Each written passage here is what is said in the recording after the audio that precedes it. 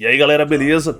Eu sou o Ed, mais uma vez quero agradecer a sua presença hoje para estrear uma nova série no canal. Todo game de sobrevivência eu trarei aqui para vocês desde que ele tenha muito potencial, ok? E esse é o primeiro da lista, tá pessoal?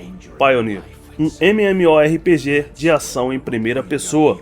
Sinta-se à vontade para comentar, aproveitem cada detalhe desse game, ele será lançado em 2024 e a sua principal tarefa é sobreviver nesse mundo perigoso onde é PvE e PvP. The left one is where people have established their settlements. New communities appear there, as well as new trade routes and conflicts. This is where the main storyline unfolds, and PvE locations are situated. You will start here. This part of Pioneer is an adventure game with minimum MMO elements. We put a lot of efforts in our level design and use the best practices of narrative in dialogues.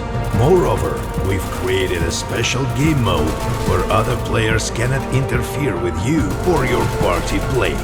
Oh yes, quests can be completed single-handedly or with friends. You can even have a dialogue with an NPC as a party.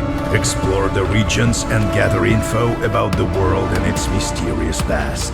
Rest in any of the settlements, spending time in bars or playing mini-games. Trade for resources and try to gather as much as you can. Pioneer has progression levels, and after each level up, you get one skill point to spend on upgrading your character. This can make playing easier, but without creating builds, you won't have that big of an advantage on the battlefield. Yes, your armor and weapons itself are quite more important. Upgrading and efficiently using your equipment is what actually shows your progress through the game.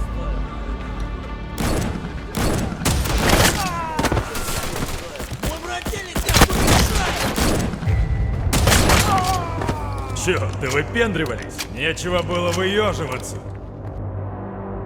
Just like certain monster slayer, a skillful character in Pioneer needs two guns, one for killing monsters and another for punishing teammates or, rarely, other players. You can enhance your weapons or modify your equipment on the workbench, but every step of it consumes resources. Weapons can be modified more comprehensively by upgrading a submachine gun to a machine gun, for example, or by just adding modules which increase your weapon stats on the move. Upgrading the most interesting and powerful equipment demands unique blueprints and resources. And that's the catch. The rarest of the loot can be found only on the right part of the island. The right part of the Pioneer Island consists of two regions, the Midlands and Shadowlands. These territories are home to PvPvE zones and clan wars. The gameplay here feels more like survival. Another player encountered here is likely to be an enemy, and the local creatures are decidedly more dangerous and ferocious. These two regions lack quests and are much less forgivable with regard to the players. You can lose all the resources you've spent time and effort gathering. At the same time, your death in a regular PvE zone will cost you just some polish on your equipment and a little bit of your pride. Your typical gameplay on the right part of the island looks something like this. You're gathering resources or joining your clan members to seize the production point. When you've gathered enough, you're trying to reach a safe zone using one of the suggested paths. Along the road, you're exploring some more unexplored places.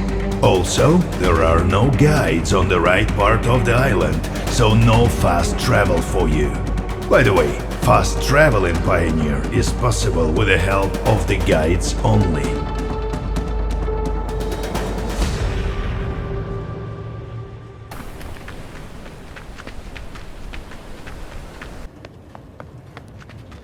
In addition to PvP, MMO fans will enjoy our raids and world bosses adapted to the realities of MMO FPS. After all, it would be fun to see how familiar activities look in unfamiliar conditions, wouldn't it?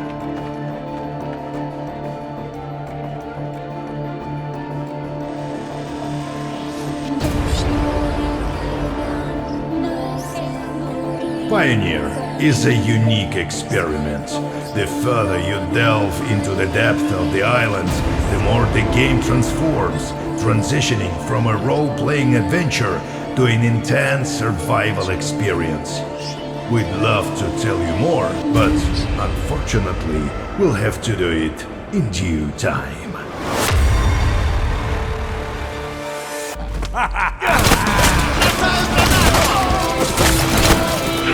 Abandonaram!